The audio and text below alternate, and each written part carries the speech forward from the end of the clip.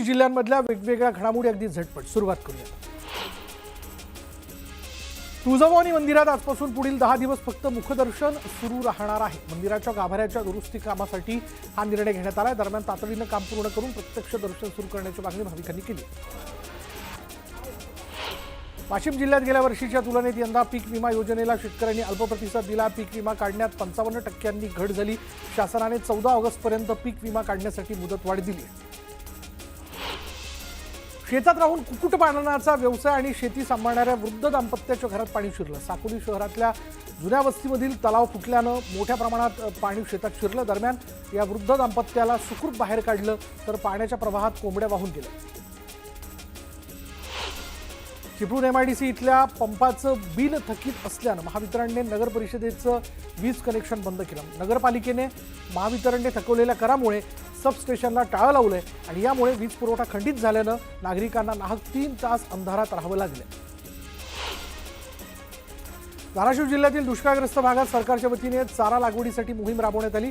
पुढील काळात चारा टंचाई भासू नये म्हणून पशुसंवर्धन विभाग आणि कृषी विभागाने हा उपक्रम राबवला।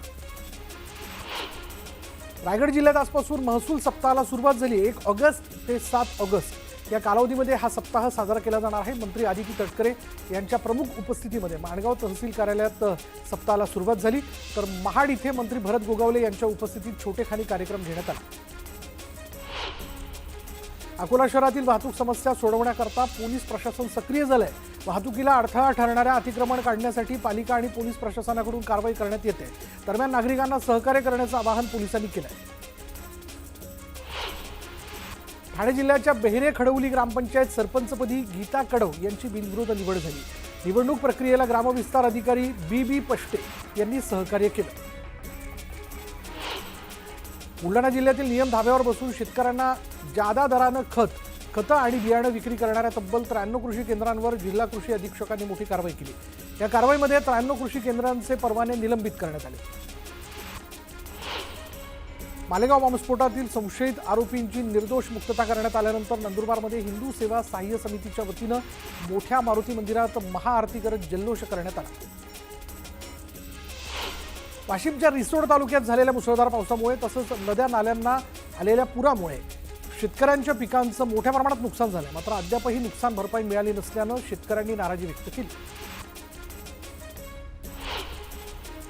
वाशिम जिल्ह्यातून जाणाऱ्या समृद्धी महामार्गावर ट्रकमधील 2,43,46,46,000 रुपयांच्या व्हॅक्सिनच्या 46 बॉक्सची चोरी झाली आणि या प्रकरणी कारंजा पोलीस ठाण्यामध्ये गुन्हा दाखल करण्यात आला। जळगाव जिल्ह्यातील सुनस गावात अनेक गुरांना लाळ्या खुरकूत आजाराची लागण झाली आहे आणि या आजाराने गायी बैल आजारी पडले। त्या आजाराने शेतकरी त्रस्त झाले असून या आजाराची सुरुवात झालेल्या गुरांना वेगळी व्यवस्था करण्यात आली। शहापूर आणि मुरबाड या 2 तालुक्यांना जोडणाऱ्या शहापूर मुरबाड मार्गाचं काम मागील 8 वर्षांपासून रखडले, त्यामुळे नागरिकांना भल्या मोठ्या खड्ड्यातून प्रवास करावा लागतोय। त्यावेळी रस्त्याचं काम पुन्हा सुरू व्हावं या मागणीकरता एका तरुणाने चक्क खड्ड्यात आंघोळ करत आंदोलन केलं। जवळपास 2 महिन्यानंतर मासेमारीचा नवीन हंगाम सुरू झालाय। मासे खाण्याकरता उत्सुक असलेल्या खवय्यांना आणखीन काही दिवस वाट पाहावी लागणार आहे, कारण आज 1 ऑगस्ट पासून तांत्रिकदृष्ट्या मासेमारीला सुरुवात होते। पण सध्या समुद्र खवळलेला असल्यानं मासेमारीसाठी बोटी समुद्रात पाठवता येणार नाहीये। जालन्यात मध्यरात्री भर रस्त्यात गोळीबार झाल्याची धक्कादायक माहिती समोर येते। जुना जालना भागातील मुजेद चौकातील ही घटना असून पत्ता विचारण्याच्या बहाण्यानं आलेल्या दोघांनी एका व्यक्तीवर गोळीबार केला। गोळीबारात व्यक्ती जखमी झाला असून पोलिसांकडून फरार आरोपींचा शोध सुरू आहे। गोंदियाच्या कवडी टोला ते मोहाडी या मार्गाची प्रचंड दुरावस्था झाली आहे, त्यामुळे विद्यार्थ्यांना खड्डेमय मार्गातून प्रवास करावा लागतोय। मागील काही महिन्यांपासून विद्यार्थ्यांना मोठा त्रासही सहन करावा लागतोय। चिखलमय रस्त्यातून प्रवास करावा लागत असल्यानं विद्यार्थी हैराण झाले। सांगली जिल्ह्यातील वाटेगाव इथे साहित्यरत्न लोकशाहीर अण्णाभाऊ साठेंची 105वी जयंती साजरी करण्यात आली आणि यावेळी रोहित पवारांनी संकल्प केल्याप्रमाणे त्यांनी अण्णाभाऊ साठेंच्या कुटुंबियांना नवीन वास्तू बांधून देत त्याचं लोकार्पण केलं। अकोल्यातील वाडेगाव इथे मोठ्या प्रमाणात धुमाकूळ घालणाऱ्या 2 माकडांपैकी वनविभागानं एका माकडाला जेरबंद केले। गावात धुमाकूळ घातल्यानं गावकरी हैराण झाले होते। अखेर त्यांना जेरबंद केल्यानं गावकऱ्यांनी सुटकेचा श्वास घेतला। भंडारा जिल्ह्याच्या साकोलीमधील मुख्य तलाव फुटला। तलाव फुटल्यानं 400 हेक्टरमधील पिकं पाण्याखाली गेलेली आहेत। साकोली लाखांदूर महामार्ग वाहतुकीसाठी बंद करण्यात आला. हिंगोलीच्या कयाधू नदीवरील बंधारा फुटून शेतात पाणी घुसल्यानं शेतकऱ्यांचं प्रचंड नुकसान झालेलं आहे. शेतकऱ्यांनी नुकसान भरपाईसह बंधारा दुरुस्तीची मागणी केली आहे.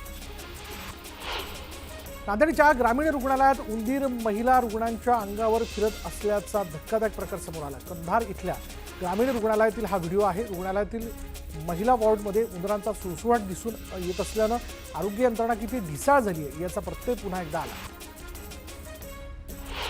कृषी केंद्रांकडून शेतकऱ्यांची अडवणूक केल्याच्या तक्रारीत वाढ झाल्यानं कृषी विभागानं कारवाईचा बडगा उगारला. जळगावमधील 3 कृषी केंद्रांचे परवाने रद्द करत 12 जणांचे परवाने निलंबित करण्यात आले. नैसर्गिक आपत्तीमुळे पिकांचं नुकसान झाल्यास त्याची भरपाई मिळण्याकरता पीक विमा योजनेकरता अर्ज करण्याची मुदत संपली आहे. बीड जिल्ह्यात 10 लाख शेतकऱ्यांनी या विमा योजनेसाठी अर्ज केले असून गतवर्षीपेक्षा ही संख्या 7 लाखांनी घटली. नाशिकहून त्र्यंबकेश्वरला जाणाऱ्या रस्त्यावर मोठ्या प्रमाणात खड्डे पडल्यानं त्र्यंबकेश्वरला जाणाऱ्या भाविकांचा प्रवास खडतर झालाय. कोट्यवधी रुपये खर्च करून बांधकाम विभागाने हा नवा रस्ता नव्याने तयार केलाय. मात्र अवघ्या महिनाभरात या रस्त्यावर खड्डे पडल्यानं या रस्त्याच्या कामाचा निकृष्ट दर्जा समोर आला. धाराशिवमध्ये पवनचक्की कंपनीच्या विरोधात उपोषणाला बसलेल्या शेतकऱ्यांचं आंदोलन चिघळलं. उपोषणाला बसलेल्या शेतकरी महिला जिल्हाधिकारी कार्यालयाच्या इमारतीवर चढल्या. जिल्हाधिकारी कार्यालयात हजर नसल्यानं गोंधळ वाढला. दरम्यान महिलांनी इमारतीवरून उड्या टाकण्याचा इशारा दिला. पवनचक्की विरोधात धाराशिवमध्ये उपोषण करणाऱ्या 4 शेतकऱ्यांची प्रकृती खालवली. गेल्या 5 दिवसांपासून शेतकरी उपोषण करतात. वर्ध्याच्या हिंगणघाटात राष्ट्रीय महामार्गावर शरद पवारांच्या राष्ट्रवादीने चक्काजाम आंदोलन केलं. कलोडे चौकातील अतिक्रमणधारकांना पक्की घरपट्टी देण्याची मागणी जी ती करण्यात आली. चक्काजाम आंदोलनामुळे तासभर वाहतूक कोंडी निर्माण झाली होती.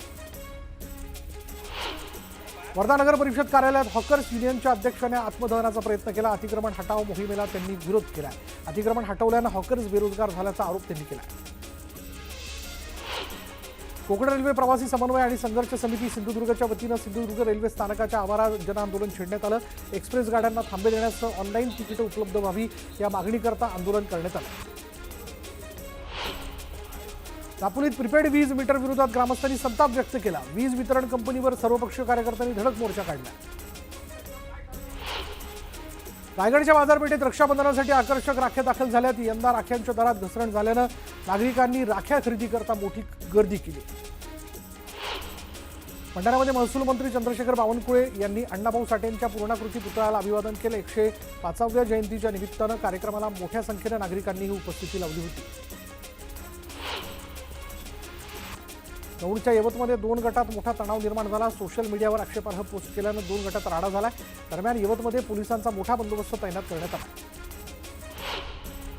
दौंडच्या यवतमधील तणावानंतर सर्वपक्षीय नेत्यांकडून आणि पोलिसांकडून शांततेचं आवाहन करण्यात आलं. अफवांवर विश्वास न ठेवण्याचं आवाहन पोलिसांनी नागरिकांना केलं. बाहेरील व्यक्तीनं चुकीचं स्टेटस ठेवल्यामुळे यवतमध्ये तणाव निर्माण झाला. मात्र परिस्थिती नियंत्रणात असल्याचं मुख्यमंत्री देवेंद्र फडणवीसांनी स्पष्ट केलं. बेकायदेशीर काम करणाऱ्यांवर कारवाई होणार असल्याचंही मुख्यमंत्र्यांनी स्पष्ट केलं. मुंबईमधील बोरिवली पश्चिम भागातील अनधिकृत बांधकामांवर बीएमसीने कारवाई केली. अनधिकृत फेरीवाले, स्टॉल, हातगाडी आणि रस्त्याच्या कडेला असलेल्या खाद्यपदार्थांच्या स्टॉलवर कारवाई करण्यात आली. पिंपरी चिंचवडमध्ये भर दिवसा एका व्यापाऱ्यावर गोळीबार झाला. यात 20 वर्षीय व्यापारी गंभीर जखमी झालेला आहे. गोळीबाराचं कारण अद्याप अस्पष्ट आहे आणि यामुळे पिंपरी चिंचवड पोलिसांच्या कार्यक्षमतेवर प्रश्नचिन्ह निर्माण झाले. मतदान चोरी झाल्याचा राहुल गांधींनी गंभीर आरोप केला.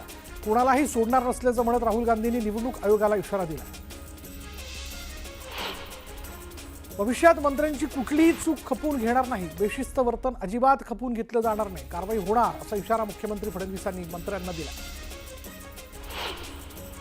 मोठा रोष असल्यानं आम्ही चर्चा करून कोकाटेंचं खातं बदललं. सध्या मंत्रिमंडळात आता दुसरा कोणताच बदल होण्यासंदर्भात चर्चा झाली नाही असं मुख्यमंत्री फडणवीसांनी सांगितलं.